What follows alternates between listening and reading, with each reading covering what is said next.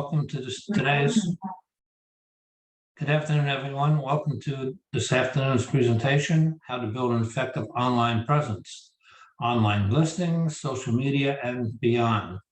We'll be starting the webinar in approximately 2 more minutes. Thank you for joining us.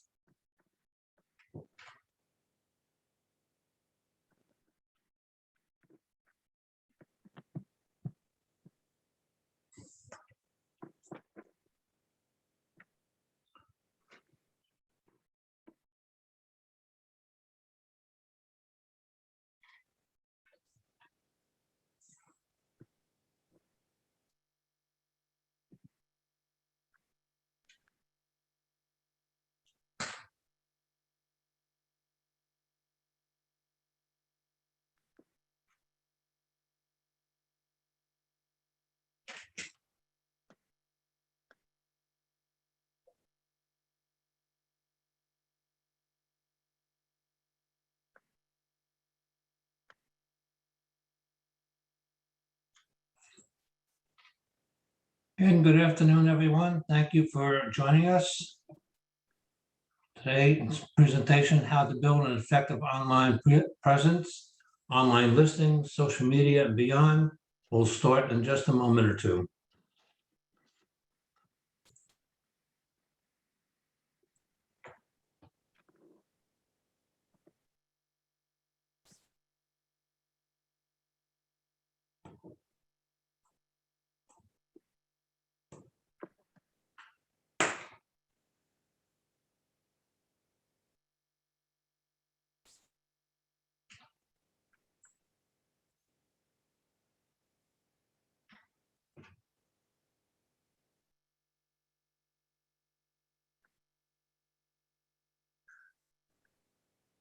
Welcome, everyone.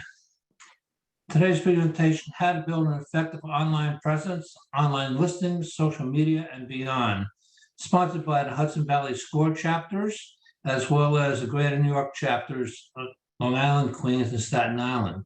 Today's presentation made by Meredith Rose, a business advisor with Thrive, with over 18 years helping others in small businesses with their advertising, marketing, websites, social media management, business software, and CRM, as well as search engine optimization. Again, leveling the playing field for small business so they are easy to do business with, same as the big guys, and get more customers, as well as retain the existing ones has been the focus for Meredith and her team. Next slide.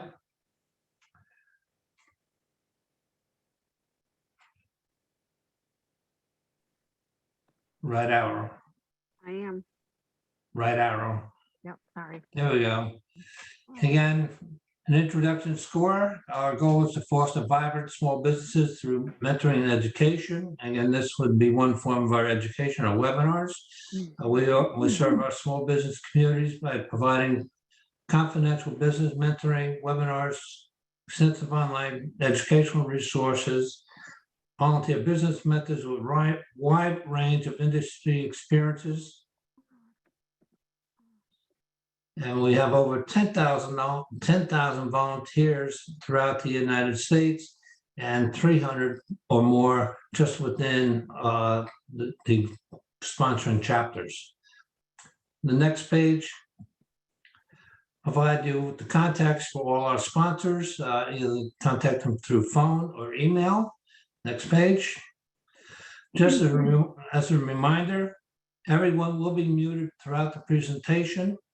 As we go, please submit your questions and comments using the Q&A button, not chat.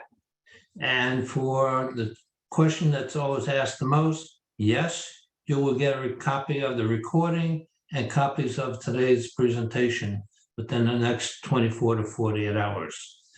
We look to answer as many of your questions after the formal presentation. Next slide. And with that, I'm going to turn it over to Meredith. Hi, everybody. I hope you can hear me okay. So basically, we'll be talking about building an effective online presence with online listings, social media, and beyond. And what we're going to cover is your online footprint, social media reviews, customer relationship management, and more. So your online footprint. I want to just make sure that we spend a little time on this because everybody on this call, I'm sure, uses the internet. I'm sure that they use their phone to find things. So that's your customers are no different. So we want to make that experience as seamless and easy as possible. Excuse me, for them to do business with you and find you. And because this is something that's not foreign to you as a consumer, it's something you'll relate to and understand, but you have to look at it from the other end as well. So, because as you're running your business, you're thinking about your business end, and you need to always be thinking about the customer end as well. So the things that you need to always be thinking about very cognitively are hours of operation. This is something that might seem simple, but if your hours change for any reason, they might change for good, or they might even just change temporarily. That needs to be something that's updated all across the search engines. You really don't want it to just be, something you've just put on your Facebook and hope people see it. It's something that needs to be really clearly communicated so that people aren't showing up at your door when you're not there and having a bad experience. The phone number, and that really kind of goes without saying that the phone number needs to be correct, and the same address. So if you have an address that's wrong and your address has been changed on some platforms and not others, if somebody shows up at the wrong address, similar to the wrong time, that's a bad experience. That can be a bad review, which I definitely will get into. That is just also a negative experience for the customer. So that's something you need to always think about. When you're having an online presence, your business description needs to be something that you really take the time to think about. What makes you different? What sets you apart? What you provide? Thinking about the questions that your customers might ask and answering those questions proactively is really a great idea, because that will just give you an opportunity to kind of state your case and present to potential customers before they even meet you. Then location and directions, that kind of goes hand in hand with the address. If you are behind a building that's kind of maybe you're hard to find, or there's like a landmark, you want to always put that in the directions. Ratings and reviews, that's something that I'm going to talk about with later slides because it's that important. So ratings and reviews are going to be something very important. So just a little bit more about the data that's online. Really interesting statistics that are actually surprising. 4 out of 5 consumers search for local business online. I don't think anybody's surprised by that, but 73% of consumers lose trust in a local business with incorrect information online. And then this last slide, 2 out of 3 business listings contain incorrect information. 2 out of 3. So thinking about that, and 73% of consumers trust when the information is wrong. So there's a lot of lost trust. And so you could set yourself really apart from the pack, whether you're a new business or not. And most of you, I'm assuming, are new, just by having this information be accurate. It's a big deal. So I'm going to spend a lot of time about Google, because Google is, whether you like it or not, it is what it is. And that's what people are searching on the most. So you want to know, how do you show up on those searches? How do you get ranked? And when I'm talking about ranking, I'm talking about the map section, the organic section, not the top section where the ads are. The top and the bottom are the sponsored ads, which are very expensive. I'm talking, very high hundreds, thousands a month to appear sometimes on rented property, and you're competing with the big guys. As opposed to actually building a foundation that's always there and not paying per click on Google. And I'm going to help you with that part, because that's the part that you don't have to spend a ton of money on. So proximity. So if you're doing a search for a service, you want to know where that service is. So you're going to be searching for hair salon near me, restaurant near me, whatever it is, or in that area you're going to be in.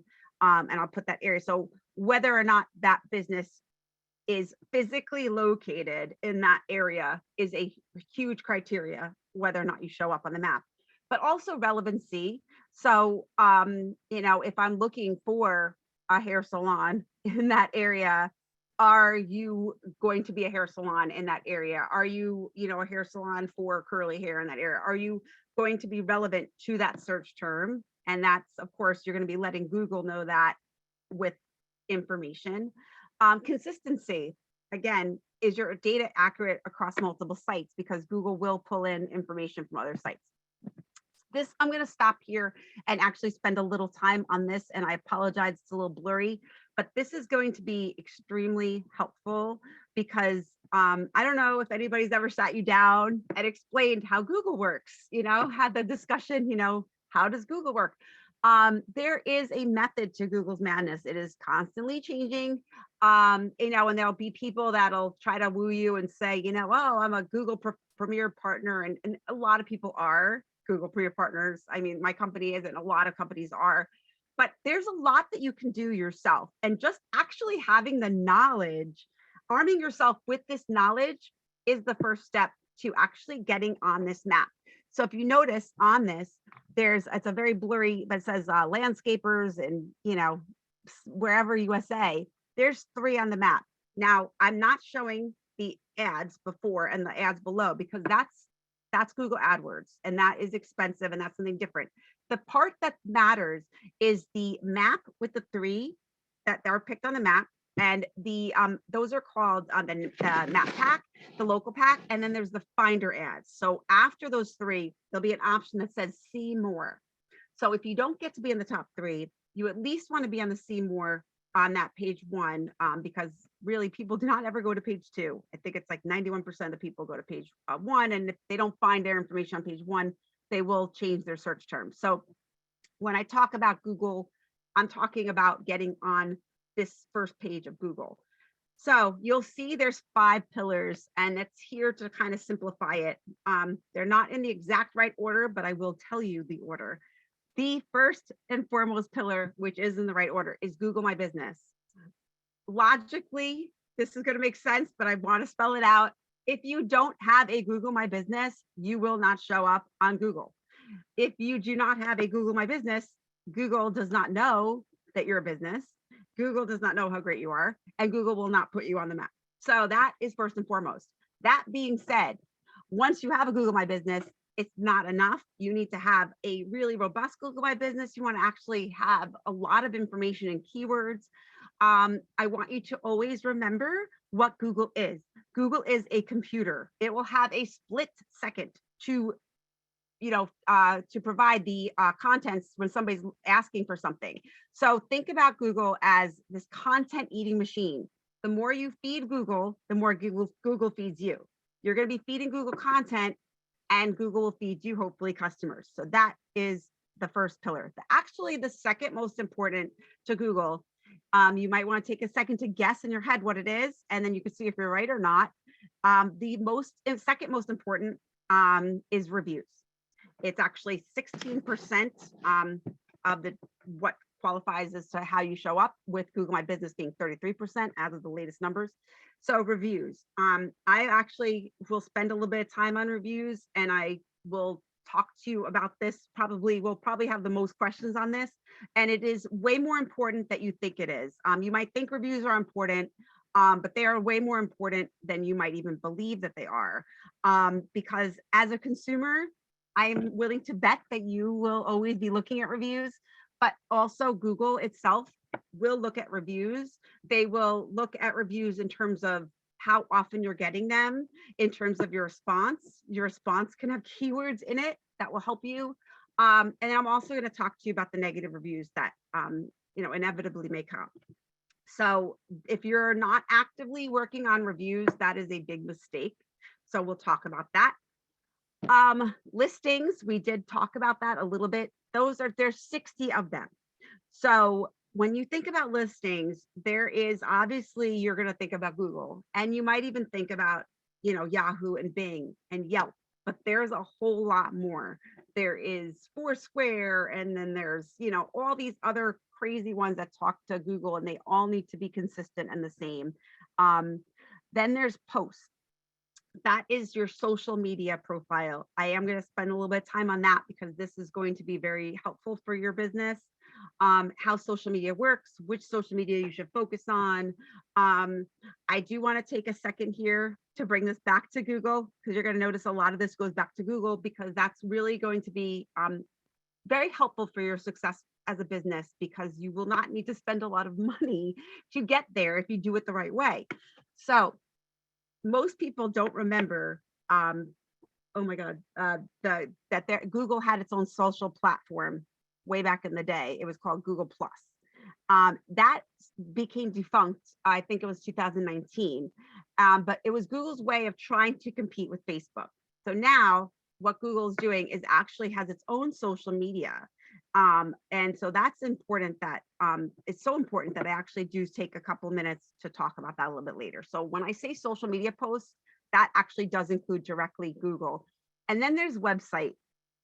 There is a misconception that, oh, I don't need a website because I have Facebook or whatever. Or, oh, I have my, I have a 15-year-old son and he could probably make a website, or I can get a free website. It's really not going to serve you. If the website, there's two parts to a website. The website has the front part, which is how easy is it to do business with you? How engaging is this website? And then there's also the back end, which is the coding, the SEO, the meta tags, and all the things that, if you wanted to be a website coder, that's probably what you'd be doing for a living. So you really want to consider getting your website to actually serve you, not just be there. That's that. Then again, Google, how do you gain trust from Google? So the first step, if you've not done this already, claim your listing. It is free. You will go to www.google.com/business and you will follow the steps to get your Google My Business. That is your first step. And that is the most important step. And it does take some time. Google might need to send you a postcard to verify your location. Even if you don't post your location, you'll need to obviously let Google know your location so that Google needs to prove that you are where you say you are, so that it's all about the user experience. So that the user, if they're looking for, a landscaper in, Yorktown Heights, New York, that you're physically located there. Update your name, address, and phone number, and that's pretty self-explanatory. Build up your content, product and service information, pictures of your operation, reviews from your clients, and don't stop at Google, because because Google is the main one and the one that I speak to the most for good reason. There's other platforms that are important. Website. What about your website? So 58% of searches are from a mobile device. And in 2022, your site has to be mobile and optimized to load in 2.5 seconds or less. If it is not that fast, it will be dinged by Google and Bing and all those, and you will not actually be shown, or you'll be shown much lower in the searches. And the other part, the less geeky part, is think about where people are right now. We are way, way less patient than we were even 2 years ago. Everybody wants things immediately.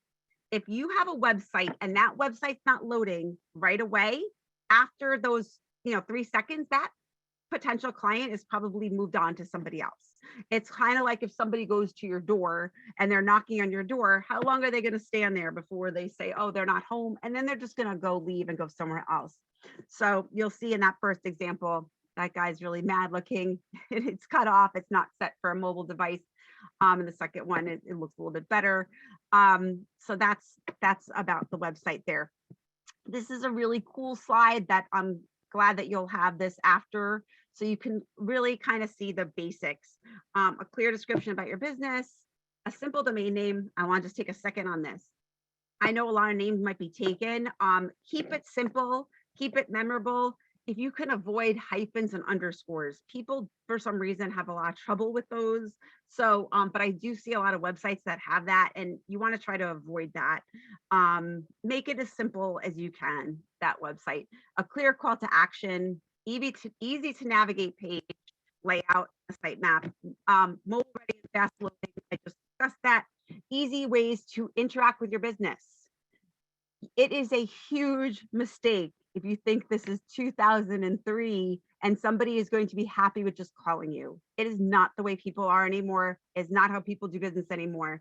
They have to be able to contact you, book for an online appointment. When my kids are in bed and it's 11 o'clock at night, I need to be able to book with you right then and there. And if I can't, I will move on to somebody else that I can do that with. I need to be able to do a chat, make payments. I have to be able to interact with you on my terms. The customer is really kind of in charge right now. And contact hours, contact information, hours, reviews, testimonials, all that stuff is important. Okay, your website should visually display the success your clients experience. Customer testimonials and ratings and reviews. I'm going to just take a second because reviews need to be on Google. Reviews need to be on Google. Now, if somebody writes a review on Google and they want to write a review somewhere else, that's great. The thing you want on your website is a link to your Google reviews, which most reputable website places will do, and they can just attach so that when somebody writes a review on Google, it goes into your website. What you don't want is people just writing reviews on your website where it will not help your Google ranking. Links to third-party reviews. I will get this question a lot. What is a first-party review versus a third-party review? A first-party review is that review directly to your website, okay? Third-party reviews are Google, Yelp, Facebook, all that stuff. So we want a link, like I just mentioned, to those third-party reviews. Badges, links to accreditations. Why am I going to call you over somebody else? What is your qualification? Link to social media. I cannot tell you how many websites I look at that either they don't have links to social or their links don't work. That is a bad customer experience right from the beginning. So make sure that your links to social media actually work. It sounds silly, but it's extremely common. Video testimonials. Video is very powerful. People will remember like 94% of what they hear and see and only 10% of what they read. And the attention span of people is getting worse. So video testimonials are just so great. And that's easy to do with YouTube as well. You can just do that. You don't need to hire a film crew. So reviews, the importance of online reviews. This is something that could be an entire presentation in and of itself. It's that important. So managing them can give consumers confidence in choosing your business. Obviously, we know that because we're all consumers. And I guarantee that we've all looked at reviews on companies that we've thought about working with. And, so that's extremely important. Convince the search engines and social sites to recommend your business more often. So the things that you have to think about is you need to have quite a few reviews, minimum 10, and you need to have them be often. You don't want to go more than 2 weeks without a review. And those reviews need to have search terms in them, SEO, search engine optimization terms in the review. So, and I'll get into this a little bit. I might be going ahead of my slides here, but always make sure you respond to reviews and respond with keywords about your business, not just the thanks, because that will actually help you with Google. And it'll improve customer service, encourage repeat business, because if somebody takes the time to write a review, you want to respond to it. And people love looking at the responses. How do you get the reviews, Meredith? We want reviews. How do we get them? It's not that easy. I ask my customers, they say they're going to do it and they don't do it. Well, you know what? There's a group of people that will always write reviews. No problem. Do you know who that group is? Angry people. Angry people will write a review. They will stop what they're doing. They will research you and they'll write a review. Angry people will do that. And we've all been in that position. Now, the happy people, at that exact moment that they're like, oh my God, you're amazing. You need to ask for feedback and you need to make sure that you say, listen, write a review, but give them the link. Make it easy. You need to provide that link. If you don't have software that automatically, automates this for you to give them that link, just make sure you copy and paste that link and make sure that you give that to your clients so that it's very easy. And at that moment that they're happy, they're not just saying, hey, you're great, or even here's the tip. Let me give you a tip. That money might seem really great at the time, but that money will translate into 20 times whatever that tip was. If they could just put that tip back in their pocket and write a review on Google. And then if they don't follow up and just say, hey, I know you had a really good experience and I gave you that link. I just wanted to see if you had a chance to do it. All right, I am going to just spend another couple minutes on this because I did warn you that reviews are that important. Right, only 37% of businesses respond to negative reviews. So if you want to stand out, start responding. Even more interesting is that 65 to 70% of businesses do not respond to even the positive reviews. So what does that mean? A positive review is somebody that took time out of their day, went to your Google, wrote a review, and now you're not even going to thank them. It's not a good look, and it's a very common thing because people are busy, right? It also isn't doing you any favors on Google either because you're not that active. So now the negative reviews, I do want to respond to that. Now the positive review, sorry, just to go back to that for a second. When you respond, you're already ahead of the pack, so that's great. But I see all the time my clients are responding before they've worked with me. They respond and say, hey, thank you for the review. I appreciate it. As great as that is, you need to change that to a keyword response and always say, it was great to serve you, whatever that business is that you're in, I appreciate you coming to my hair salon. I'm using hair salons a lot, but whatever it may be, and doing your color, and then you can even put location in your response. That will actually serve you in several ways in terms of your client being thanked, in terms of many people that will be looking at that review, in terms of Google. Negative reviews. People ask me this all the time. Can I get rid of a negative review? How do I get rid of the review if it's negative? Do I just ignore it? What should I do? Well, the one thing is you can't get rid of the negative review unless it's in a rare situation that you can fight it with Google. But most of the time you can't. What you need to do is be proactive. If you have no reviews or one review or two reviews, a negative review will really hurt you. And then you're scrambling. You want to always be proactive. If you have 10, 20 good reviews, a negative review won't even hurt you. It'll almost legitimize your business. The big businesses out there, what they do is they have systems and they get constant reviews to insulate themselves from this. Local businesses and smaller businesses don't do that. And they sit there and they're like a sitting duck for that negative review. So what is not on this slide, unfortunately, but I do need you to understand is the importance of being proactive, not reactive, and making sure that you have as many good reviews as possible so that if and when you get that negative review, it doesn't cause the panic that I've seen businesses have. So you get this negative review, you're going to take that deep breath. You are not going to respond right away. You're not going to call them names. I've seen this happen, unfortunately, and it makes you look really bad. You just need to make sure you're not responding to that person that wrote the review. That person that wrote the review really should probably have not done that. They should have probably taken it up with you and not done it that way, but they didn't. So you're responding to all of the people that are going to be looking at this because, I mean, you guys will probably laugh when I say this because we're all consumers, but if you see a business with like 50 reviews, but one bad one, what's the review that we're going to actually click on? The bad one.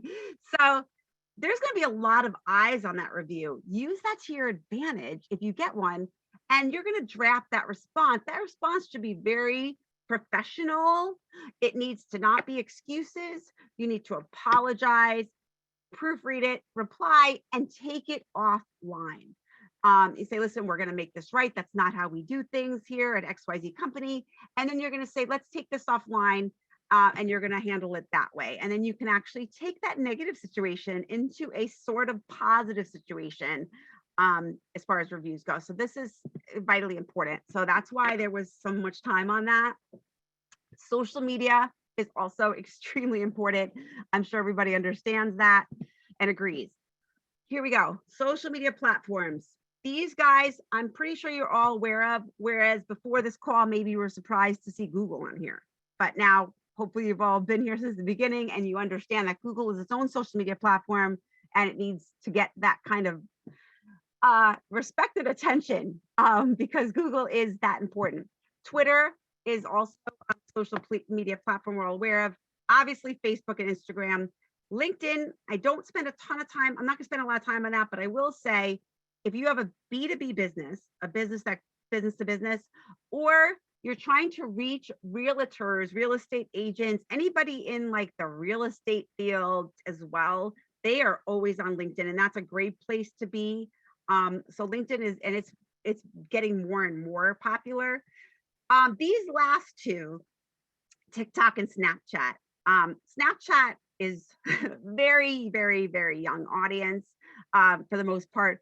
TikTok was mostly a young audience. It still kind of is, but it's gaining in popularity, and it is definitely a big platform. My mom is 75 and has a TikTok. Susan Berliner Books, if you want to check it out. And I am on there embarrassing myself a couple times, but my mom's target market for books are younger girls, younger people. So think about who your target market is. Is your target market, teenagers? If they are teenagers, then you absolutely should be focusing on, especially, TikTok and Snapchat. If your target market, like most businesses, is more to the older, to the people with the money, then we'll be focusing mostly on the ones on the left. But TikTok and Snapchat do have their place, and they are really interesting platforms, and TikTok particularly. So social media, if anybody out there doesn't believe that social media is a thing, and they're like, oh, nobody really looks at it, 4.62 billion mobile social media users globally, over 1 million users every day, new users. So every 13.5 new users every second. 51% of people rely on social media to make purchasing decisions. 72% of brand followers are likely to buy in the future. These are some huge statistics. And if anybody's aware, social media is free. Yes, there's boosting and things like that, and it's just time. So this is important. Sorry. I was doing so good. Facebook and Instagram are two of the biggies. So where do you start, right? So Facebook and Instagram, 80% of Americans have Facebook accounts, 2.9 billion active users. And they are the middle-aged crowd. They are the people that are homeowners and older. Instagram, 41% of Americans have Instagram accounts, 1 billion active users. So that is a great platform, obviously, to be on as well. Why would I be on one over the next? It really also depends on your business, your age you're looking for too. So Facebook is typically a little older. It's great for sharing news, your products, service promotions, helpful content, organizing events. They have a really great way for events on there, engaging in discussions with followers, driving traffic to your website. The other thing on Facebook too is that there are Facebook groups that you can post your information about your business on. And what's really cool about that, and I just had this happen to me today, I posted in a group, and then I had one of my clients just jumped on and was like, Meredith is amazing, she's the best. And that's great when you can have people shouting you out online, especially on a platform where there's so much usage. So those groups are great as well on Facebook. Instagram is really good for eye-catching photos of your business in action. It's really good for all businesses, but if you are a photographer, if you are a restaurant that has like really cool dishes, or like a chef service, a photographer, hair salon, you want to show your before and after, Instagram is awesome for that, because it's picture driven. You cannot put a post on Instagram without some kind of a picture. They will not have a post of just words.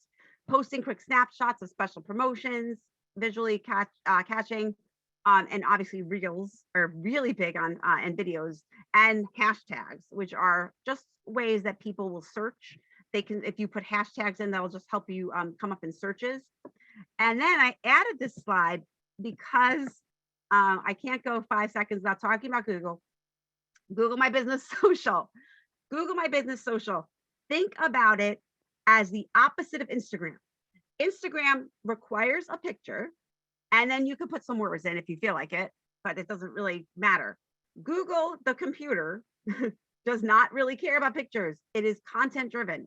So you'll only be allowed to put posts on there that have words, not just a picture. It won't allow it. Now, these are interesting because they are removed after 7 days and they can be found, but they go into some kind of a different historical view. So you want to keep this going. And a good analogy to think of with these Google posts is, if you've ever seen the movie Titanic, when they're trying to get that before it sinks, when they're getting the ship to move, there's the guys down there, they're turning the coal, like they're constantly feeding coal to power it. And you have to be constantly feeding content to Google. Google is a content eating machine. You feed Google content, Google feeds you clients. You feed Google content, Google feeds you clients. Think about that. So multiple posts a day. If you can find a system, we can automate that. That is great. Because like I said, that is extremely time saving, but it is important that it gets done. And that gets you priority treatment to Google and the clear signal that you can send that you're open and ready to engage. Because Google will literally reward people that uses its tools 100% of the time. It is that important that we understand how much Google loves itself. It's just very important. Okay. CRM. What is a CRM? It's customer relationship management tool. It's a way for a business to organize themselves in the back end. Why do I need that? CRM offers an average return on investment of $8.71 for every dollar invested. And it's going to become kind of like the way of the phone, where it's going to very soon not be a nice to have, it's going to be a need to have for the small businesses. So if you haven't thought about this, you need to think about it. Why do I need to invest in one? It is a way you're going to be managing your contact and customer data. And you might be saying, I am new. It is just me. I am fine with a pencil and paper. I'm good, or an Excel spreadsheet. But you have to think ahead that hopefully it will not just be so slow, and you might actually start hiring people. And even if you don't, just for your own self, you need to know and have insight where in the sales funnel each of your contacts is. You want to also nurture your leads and long-term customers, improve your customer service. And what do I mean by that? If you have everything organized and well, good systems on the back end, your customer experience will be better. And just an example of that, for example, if you have an appointment, all right, and then that appointment is not followed up on, sorry, you might get nervous that appointment's not coming. But if you have a CRM that it can automatically remind you, hey, this appointment is coming, and then that'll actually, not only remind you, but it'll also make you feel better. Like, okay, they're coming. So I feel I'm not nervous. I don't have to follow up and call, because I do have businesses like that I even deal with. And I'm like, oh my God, I haven't heard from them. Is my appointment even still there? If you make a payment, is it going through the mail, or is it going to be automated that, okay, they got my payment. Because they have a system, as soon as my payment's made, I'm going to automatically get an email that it was made. But even things in terms of customer service too, in terms of like, it's my birthday, sending me my well wishes on my birthday, or or special, monitoring my habits. What if my habits changed? They can reach out, CRM would automatically be able to let you know this, and then you can reach out and say, hey, where have you been? Taking marketing to the next level. You need to be able to do text and email campaigns and have everything be integrated and connected to your customer list and behavior. So you want to be able to segment certain populations. So we'll use landscapers as an example. Let's just say you have a group of clients as landscapers contracts that just use you for lawn services, but you want them to do other things. So you can do a campaign to just the people that are doing your basic lawn services, and saying, if you add a weed control package, you get this discount. Or if you're a salon, I'm using these same people, you can have all the people that, like, say, just come for a basic cut. So like, if they do they can get a makeup package or something. You can actually see what they're doing, and you can really get your marketing to be very tight to that exact segmented group. What do you need to look for in the CRM? Because there's a lot of choices out there. You need to have unlimited storage. I mean, that kind of just goes without saying. Again, you might be thinking to yourself right at this moment that you're new and you're small and you don't need a lot, but it'll be much easier to have too much than to, find that you've outgrown your CRM when you grow. So thinking ahead, always try to think, where you will be in a few years. You want to make sure that it has the capacity to grow with you. And to that, integration with other systems. So if if your system is not playing nice with others, there's a lot of manual data entry in your future, and that is no fun, and that is just going to take time away from doing what you want to do, which is your business. So it needs to be able to allow for easy import of existing contact information, so you don't start from scratch. Import and export data to and from systems like Microsoft Excel to your account and email, and just completely integrate. Custom fields to suit your business is self-explanatory. You don't want general stuff. All CRMs are going to have, name, phone number, email, but it needs to be segmented exactly for your business so that it can be customized. So that custom fields, so that if you're an auto shop, what type of vehicles, everything. If I have a couple of cleaning businesses, so the custom fields would be for them. They need to know, well, is this biweekly? Is this monthly? Is this a residential? Is this a business? Things like that. Segmentation and filtering for easy organization of your contacts. It can be called groups, segments, or tags. It just needs to have the ability to segment by demographic, product, service, location, so that everything is easily sorted, because you're busy and this is not something you want to be doing. Real quick too, social profile integration. What that means is it needs to be able to link to the contacts in your database and connect to their social media. So it'll help you complete their records and give you additional insight on your individuals that are in your database, like their pictures, interests, and more. As your business grows, remembering every customer's preferences and past interactions with you will become more and more challenging. That's where having a CRM that allows you to attach additional information to records will come in handy. Whether it's private notes or documents, the team needs to be able to access unique information to support your business and customer service efforts. These notes should not be on pieces of paper. They need to be in a cloud so that anybody can access it, even yourself. There was a hair salon that I was working with that, there was a snowstorm and she had to send her husband out to the store, to the salon store, to get her book, because it was all on paper and there was no way to access her list. And that's just not good. So a marketing campaign integration. So it just absolutely needs to do more than just support sales and customer service. It just needs to plug into your text and email software and be have fully integrated capabilities of its own. You don't want to export contact details stored to another system when you send one-to-one communications or text and email marketing.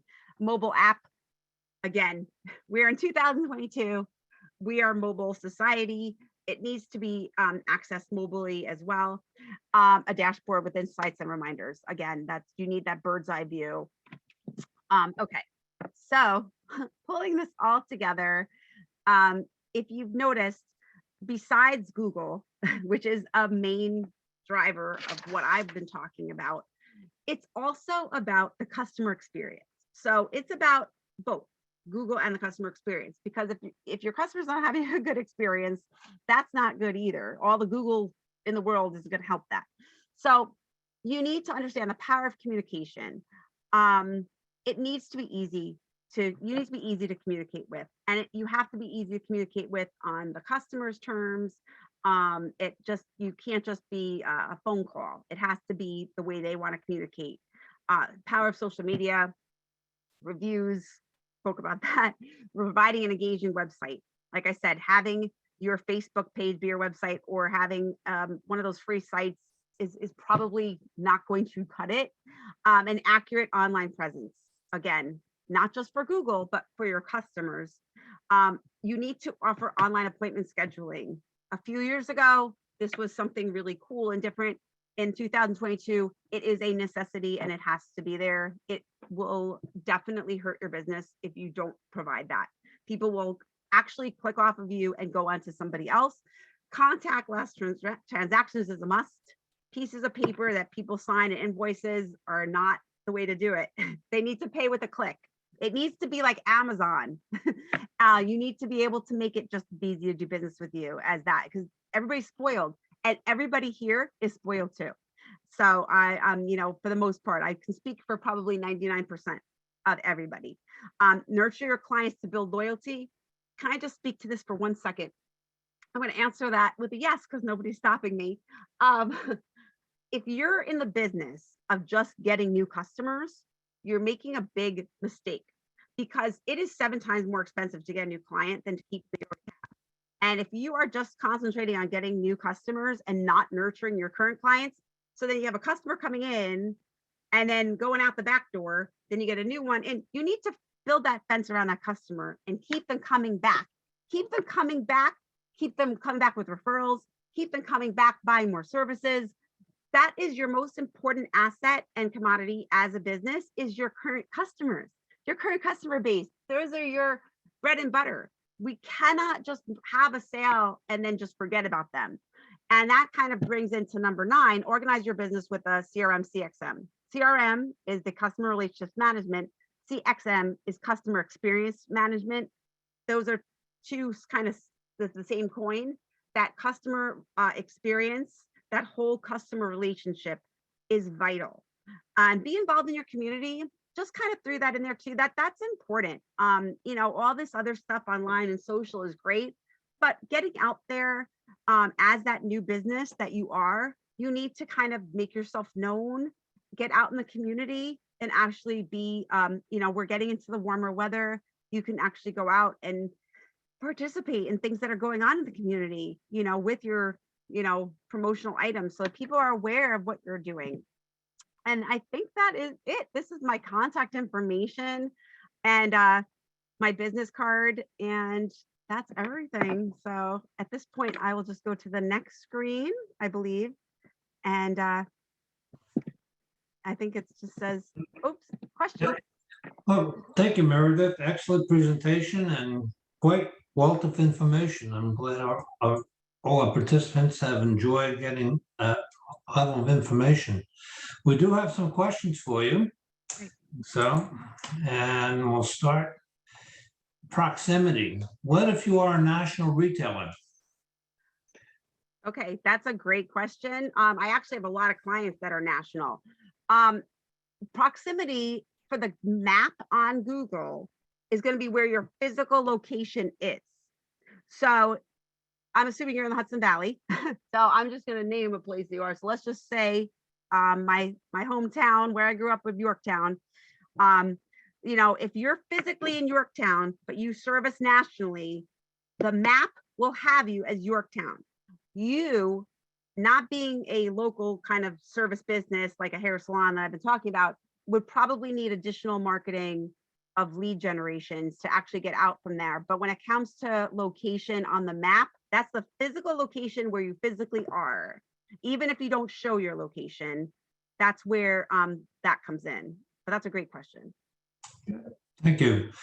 Next, I have a strictly e-tail business. How do I get that across to customers when it comes to having to add hours and address on Yelp and Google? They do show up here and crawl, even though it says in several places that we are a .com. Okay, so I missed the beginning part. That we have a strictly what business? E-tail. E-tail? Yeah, that's what it says, e-tail. I'm assuming that it's e-commerce. E-commerce. It would be the same things that would apply. If it's e-commerce, that's fine, but that would still be, you would still need to do a Google My Business and all that other stuff. But you, like the national companies, will probably need more than just the local map. This is just like, this is kind of like you got to crawl before you can walk. So what this presentation was for is really just the basics. So for people that are looking to kind of blow up across the country, then you do need more than just this. This is kind of your first, you know, this is just to get out there to start. If that helps. Next question, how do you get a Google My Business? We'll refer to the slide, whatever that number was that Bill will send out. You will just go to that website and you just need to fill out those questions, and you will need to show Google that you are a business, you know, and they will send you a postcard or verify that you're physically located where you say you are, and you put your business name out there, and it's actually pretty simple steps to go through. That's actually one of the few things that Google does that's actually simple. Okay. The next one, we've moved our office several times. As a result, several search business sites have old addresses still listed. Mhm. Is there a good way to get these updated at all sites? Do I have to work with each search business site or something else? Fantastic question. And when I run these scans for my clients and for prospective clients, I see this all the time. And they'll say, I haven't been at this place for 20 years or 30, so the bad news is you really can't do it. This is one of those things that you really can't do on your own. You do need a software of some sort or some kind of a platform to automate that. It is almost impossible to clean all that up. Now, if you do know for a fact, like if you look on Yelp, like you can go into each one. The problem is that you have to do login for each and every one of these, and there are 60, approximately 60. So that amount of time that it would take to do is probably, cost prohibitive. But at the very least, bare minimum, you could go into the main ones and just go into the main ones that like those top like 6 or 7, and just go and update those. But the truth of the matter is you will probably need some kind of a software to correct that. Okay. Next one, do you like WordPress websites? I like Thrive websites.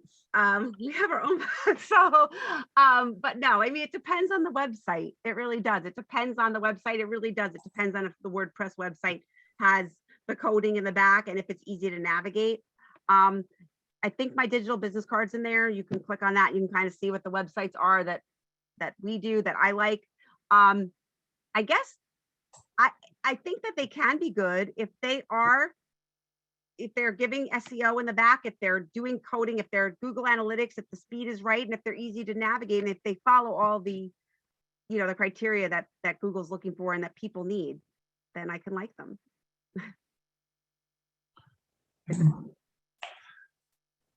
Okay, next up, Google doesn't screen the reviews and there can be fraud, fake reviews. So where else should businesses ask for reviews? It's kind of like you can't be like that. By the way, great question. You can't be like, well, Google's reviews are bad, so I'm just going to forfeit Google. I'm going to be like, forget Google. That's kind of cutting up your nose to spite your face. You can't help the fact that that's where people are looking. You have to just kind of like, deal with that. Unfortunately, you can get reviews in other places, but that's really not going to impact your business the way Google reviews will. And if you have truly fraudulent reviews, you can report it to Google and try to get those removed. But I do implore you that the best way to do that is not to just close your eyes and not look at them and then assume that they'll go away. You need to be proactive, like I said. Okay. Next, how big is YouTube? YouTube is really big. And I didn't put that on there as a social media channel because it's not really a social media channel, but it's really big. It is wonderful. And it's a great thing. If you could have a YouTube channel, it's great. You can add that to your website. And people love that because it goes back to the videos. People like videos. If you can put videos on your website, videos of people talking about your business, like maybe if you're the kind of business that you want people to see, even the e-commerce people, you could have e-commerce like of your merchandise. I think YouTube is an awesome tool. I didn't have enough time to talk about everything. So. Okay, what are examples of CRM? Well, Bill, I don't know if I'm allowed to. I mean, there's a lot. I'm kind of partial to mine and Thrive, but a CRM, I mean, there's expensive ones out there like HubSpot and Keep and all that. And then there's Thrive where I work. So there's all different kinds. So, there's a lot of them. So, yeah. Is SMS still big? SMS you're talking about text marketing. Yes. Text marketing is huge. And in fact, emails get clogged. I have on my phone 29,000, you guys can't see this, emails. unread. I have 4 text messages that are unread because I've been doing this. So your text messages are read and open within about 4 seconds, and your emails might get lost. So SMS and text campaigns are huge. And they're huge, particularly for service businesses like hair salons and restaurants, or any retail type business, particularly. Text and SMS is the same thing, and they're very important. Okay.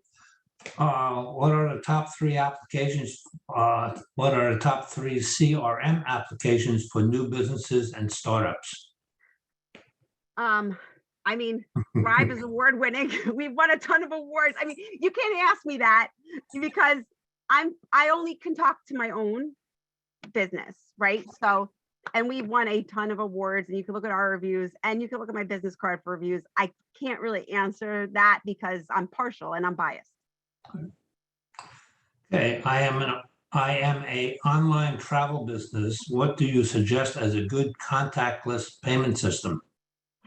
Online travel, yeah. So you can do, it really is fine, whatever you have. You could do PayPal is great that they do charge fees. Obviously, there's always a fee. I will actually say, whatever the payment system you use, because it costs more, there's a service fee on all of them. Even we have our own system called Thrive Pay. There's even a service fee on that. Fee on that. But you can always offset that fee with a convenience fee. So as a travel agency, I don't know, you want to not lose so much money. If somebody is doing, you can charge a convenience fee if they do a credit card. But you can also do ACH and things too, and Venmo. But you always have that option to charge that convenience fee, and don't feel bad about it because you need to make your money too. And I'm not sure if I missed this point, if it was discussed. I was wondering if blogs help with SEO. Yes, we actually do SEO as well, and that is something that blogs do help. I have a team that does that, so I don't know 100% about SEO in terms like in depth, but blogging is a part of SEO. Yes. How do I learn the basic of Facebook to market my business? Well, I'm sure you could probably YouTube that. That is something, you could YouTube almost anything. And also, I don't think I mentioned this, and I'm sorry that I didn't. There's nothing stopping you from looking at other people in your industry and seeing what they're doing, especially if you know successful people in your industry, right? So travel agency, just because that was just the last business. If you're a travel agency and you know other travel agents that have been doing this longer, go look at their Facebook page, look at their other social media, see what they're doing, and get ideas that way. Next, I have a Google business page, and I'm finding it kicks back my photos and marketing for the photo, e.g. party with details. How do I get the services section for the Google business? I'm not exactly sure if I understand the question. I do remember that that Google will not allow a photo without words, and it might be sending it back. Again, not knowing your particular case, you can reach out to me directly and I could see. But it could also be Google and Instagram. They don't really like stock photos so much sometimes. So Google is content driven. So if you're going to be posting directly to Google, focus on the content more than the pictures. That if you take the picture out completely, sometimes that is an idea, or make sure that your photo is not a stock photo. That could be it too.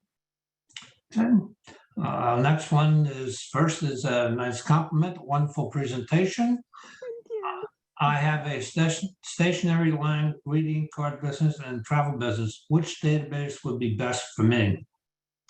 Which database? You're talking about CRM?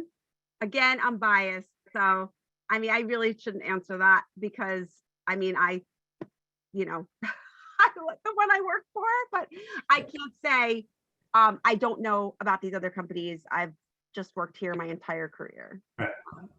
Fair enough. Another one, great presentation. How do e-commerce based businesses claim listings on Google? I answered that originally, and that's great. I just sold, my last sale actually was Hawaii, and it's e-commerce Hawaiian coffee.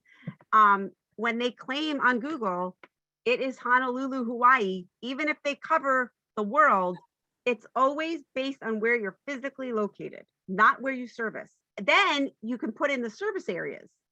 But that's another thing to talk about as well, because there's a certain way to do that. But just to answer the question in the most simple way, it's based on where you're physically located. And we have time for just a couple more questions. Next one again deals with proximity. Are PO box addresses acceptable? No, amazing question, and it's not. Google will not accept that because think about it. You can be anywhere and just have a PO box. Google needs to know that you're physically there. If somebody is searching for, travel agent in Hopewell, you better believe that you better be physically have an address in Hopewell, not just a PO box. So that is not acceptable to Google. Now, if you don't want your home listed, that's not a problem. You don't have to have it listed. And then there's also an option where you can actually, I actually have a contact where you can actually have a virtual office. You could pay, it's not a lot of money to get a virtual office, but you do need a physical location. PO box are not acceptable to Google. And just one last question. I am a home-based business. Is there a way to register without using my home address? Nope. You have to have your home address, but it does not need to be listed. You do not need to have your home address out there. In fact, I'm in Hopewell Junction. And I just met with somebody yesterday. My client is a photographer. He photographs very, very high-end vehicles, and he cannot have his home address listed. So we just went through his software and made sure that it was unchecked, that it's not going to show. So it will not show. Yeah. Okay. Thank you, Meredith. Again, I apologize. We're not able to get through all the questions, but again, just a reminder, Meredith's contact information is posted in the chat. So you can feel free to reach out to her with any follow-up questions. And I greatly thank you for attending this afternoon's presentation. And thank you, Meredith, for an excellent presentation. Thank you, everybody. I hope you all learned something, and I hope I get to talk to you. So, thank you so much. Thank you. Bye.